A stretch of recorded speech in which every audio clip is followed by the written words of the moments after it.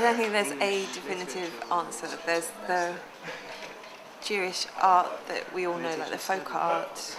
Then there's the Jewish artists that are famous for being Jewish and for whom Jewishness is a huge theme, like Chagall. Then there's the Jewish art that Jewish institutions put into their programs, which is all kinds of stuff, music, comedy, whatever. But I think really, for me, Jewish art is whatever somebody who is Jewish chooses to call art when they create it, because it's actually impossible to distill what it is that's inspired somebody to create whatever they've done, and if their Jewishness is in there, and if they may be conscious or unconscious, but it's there, and that is Jewish art. But I find the question troubling. Why? Because why do we need to codify it? It's like, what's good art, what's bad art, what's Christian art, what isn't, and which is it's interesting to compare it to Christianity, because Christianity has a strong sense of iconography and so on, and so you can say that is Christian art, but we don't have that iconographic tradition. We do have that iconographic tradition, but well. I say Jewish art. You see Jewish art just as a thing, just as like a point of argument. You could see Jewish art as like Stars of David in synagogues, Hanukkahs.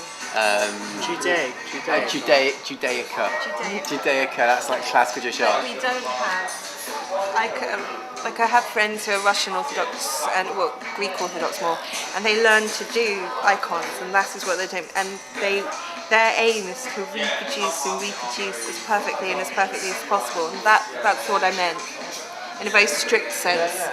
But you're right, Judaica is shite. Religious Jewish art, very religious contemporary Jewish art.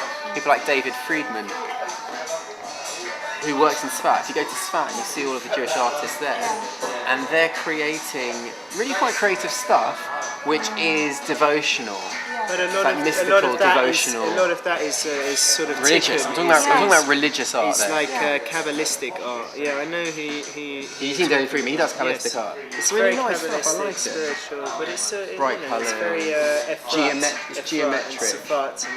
geometric stuff. Yeah.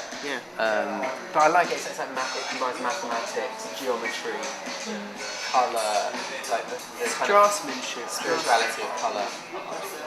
Yours seem more like sort of the feminine side, the sort of goddess archetype. Some of them No. No. But all very. I know what you want me to tell you, and I'm not going to say. I was thinking about that.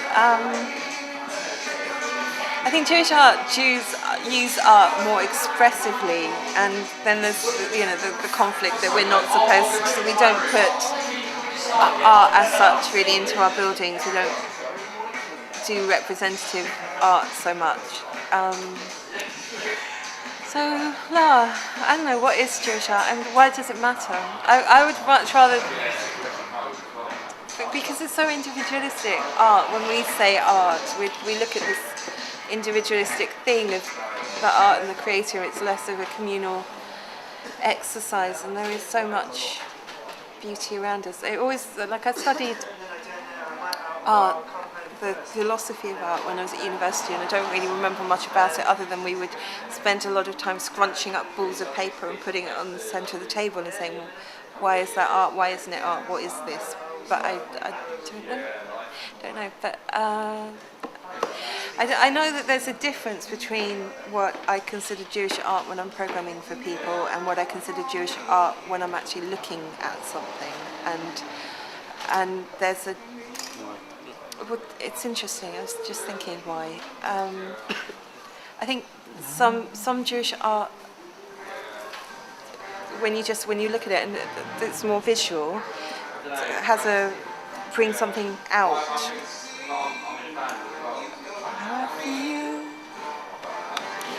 I think there needs to be there's so much scope for Jewish art. I think there's a lot more scope for Jewish art at the moment, because if you look at Jewish artists in particular that have dealt with secular ideas in their work,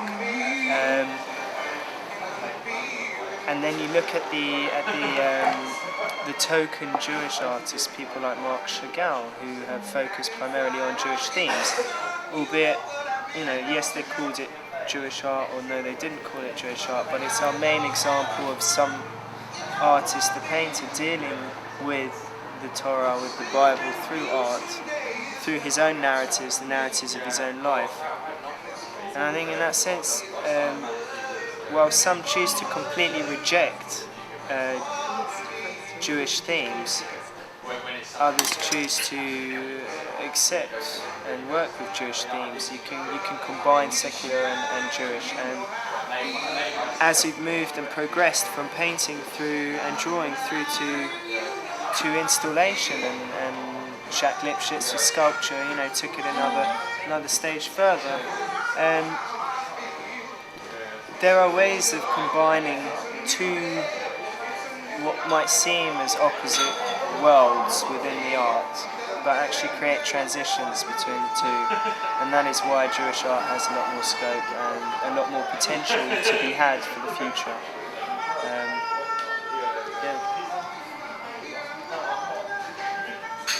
I was just thinking, who's my favourite Jewish artist? I think it's Jacob Epstein, and I'm thinking the wrestling, because that's a very personal thing, but it's also very much of its time, and it's related to this Jewish theme, which is the biblical story, and it's all there.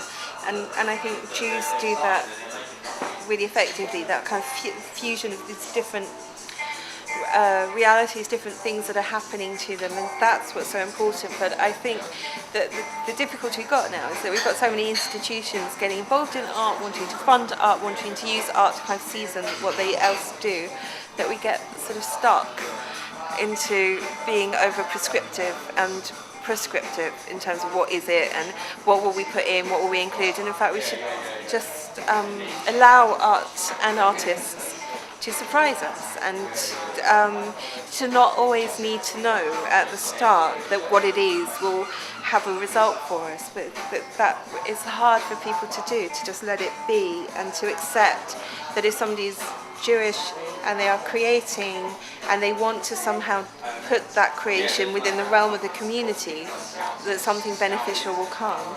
We're very nervous of that, and that becomes difficult and quite limiting, and then we kind of suffocate it. It doesn't happen so much.